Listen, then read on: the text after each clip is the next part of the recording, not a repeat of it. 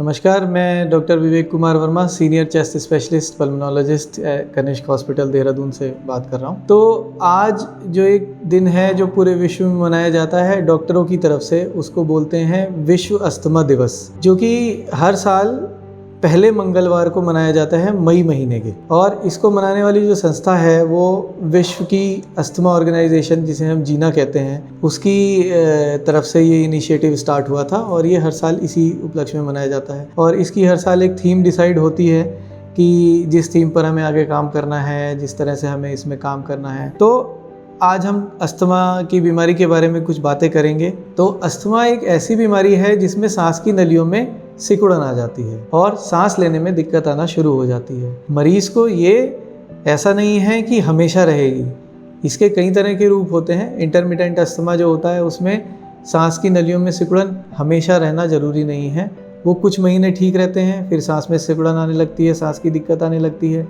नलियों में सिकुड़न आने की वजह से। तो बेसिक पैथोलॉजी अस्थमा की ये है कि सांस की नलियों में सिकुड़न का पैदा होना। कारणों में बहुत सारे कारण केसेस में ये अनुवांशिक बीमारी की तरह से होती है कि अगर माता पिता में है तो बच्चों में आने के इसके चांसेस रहते हैं। एलर्जिक, नॉन एलर्जिक दो तरह का अस्थमा हो सकता है। यूजुअली एलर्जिक वाला अस्थमा ज़्यादा पाया जाता है, नॉन एलर्जिक वाला अस्थमा कम पाया जाता है। और इसके कारक जो होते हैं वो वातावरण का प्रदूषण, पोलन ग्रेन्स की मात्रा ज़्यादा होना और आपको कुछ ऐसे तत्व जो आपके लिए सेंसिटिविटी पैदा करते हैं आपके अंदर, जैसे कि बहुत से लोगों को एनिमल फर, यानी कि जो फर वाले एनिमल्स होते हैं जैसे कुत्ता बिल्ली घर में होते हैं, चिड़िया होते हैं, उनसे भी एलर्जी होती है, जिससे कि अस्थमा की टेंडेंसी बढ़ जाती है उन लोगों में। तो अस्थमा एक ऐसी बीमारी है जो कि सांस की नलियों में संकुचन पैदा होने से होती है, आनुवंशिक हो सकती है और इसके लिए कोई फैक्टर्स रिस्पॉन्सिबल होते हैं जो कि इसे प्रोवोक कर रहे होते हैं। तो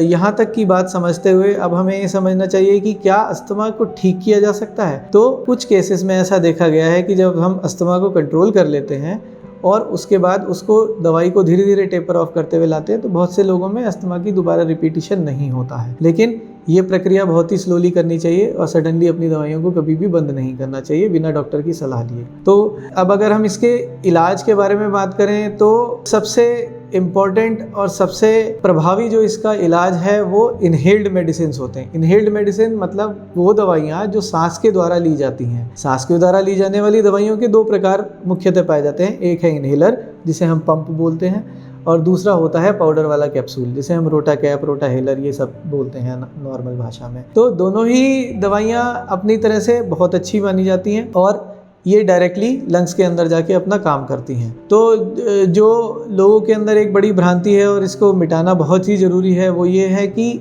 अगर हम इनहेलर स्टार्ट करेंगे तो इसकी आदत पड़ जाएगी और ये कभी नहीं छूटेगा। तो इसके लिए हमें ये समझना चाहिए कि अस्थमा एक ऐसी बीमारी है जो कि हमारे अंदर ही एलर्जी पैदा करने वाली चीज की वजह से हुई है। तो उस एलर्जी का अंदर रहना स्वाभाविक है। जब भी वो पदार्थ आपके संपर्क में आएगा, जब भी वो कण आपके संपर्क में आएगा, आपकी नलियों में संकुचन होगा और सांस में दिक्कत आएगी। तो ऐसे केसेस में अगर हमारा एक्सपोजर उस केमिकल के लिए लगातार बना हुआ है, क्योंकि हवा से संबंधित है, एरो एलर्जिन है, तो सांस लेना तो है ही, तो सांस के द्वारा हवा भी अंदर जा रही है, तो हमारा एक्सपोजर उसके लिए लगातार बना हुआ है और इसके इलाज के लिए हमें लगातार ही दवाई की ज़रूरत होगी। दवाइयों के कई सारे प्रकार होते हैं, गोलियां आती हैं, इनहेलर्स आते हैं, इनहेल्ड मेडिसिन जिसकी मैं बात कर रहा हूँ वो आते हैं। तो एक बात समझनी पड़ेगी कि गोलियों में दवाई की मात्रा हमेशा इनहेलर की कंपैरिजन में ज़्यादा होती है और उसके साइड इफ़ेक्ट भी ज़्यादा होते हैं।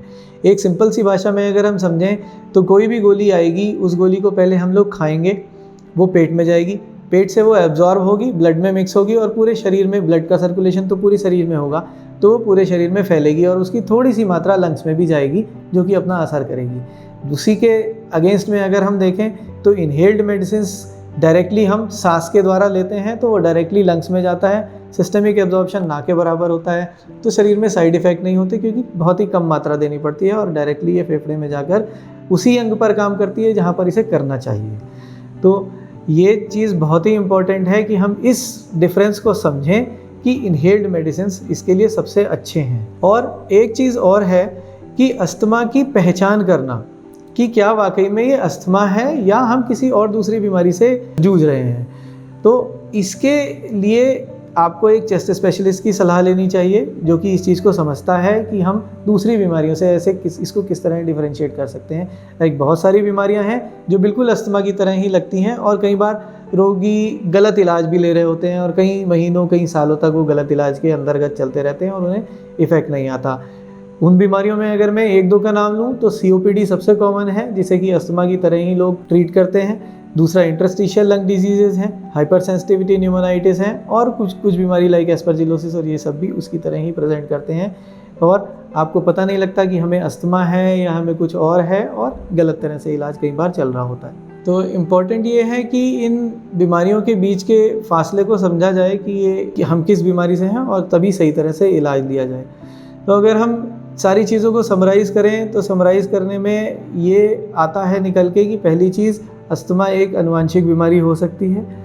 इसका संबंध हमारे वातावरण से होता है और ऐसा ज़रूरी नहीं है कि प्रदूषित वातावरण में ज़्यादा होगा और साफ़ सुथरे वातावरण में कम होगा, ऐसा ज़रूरी नहीं है, क्योंकि उस वातावरण में कोई एक ऐसा तत्व होता है जो आपको परेशान कर रहा होता है।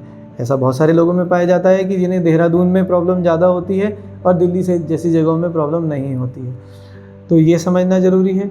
तीसरी चीज़, दवाई आपको लेनी चाहिए, रेगुलर लेनी चाहिए, क्योंकि अभी अगर हम उसको छोड़ देते हैं तो जैसे जैसे उम्र बढ़ती है फेफड़े के फंक्शन कम होते हैं और ये चीज़ गंभीर रूप ले लेती है। फिर दवाइयों से भी इसका इलाज कर पाना कई बार संभव नहीं हो पाता है। सबसे अच्छी दवाई इसके लिए इनहेल्ड मेडिसिन होती हैं।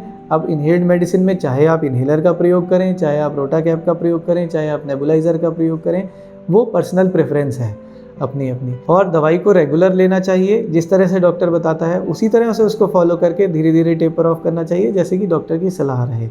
ठीक है, इसको पता लगाने के जो टेस्ट है उसको हम पल्मोनरी फंक्शन टेस्ट बोलते हैं, स्पायरोमेट्री भी कुछ लोग उसको बोलते हैं। तो स्पायरोमेट्री से इसका पता लगाया जा सकता है और क्लिनिकल एग्जामिनेशन करके इसका पता लगाया जा सकता है। तो मेरी सलाह यही रहेगी कि अगर आप इस तरह की किसी भी बीमारी से जूझ रहे हैं तो सबसे पहले उसकी करेक्ट डायग्नोसिस का पता लगाएं कि हम क्या वाकई में अस्थमा से जूझ रहे हैं।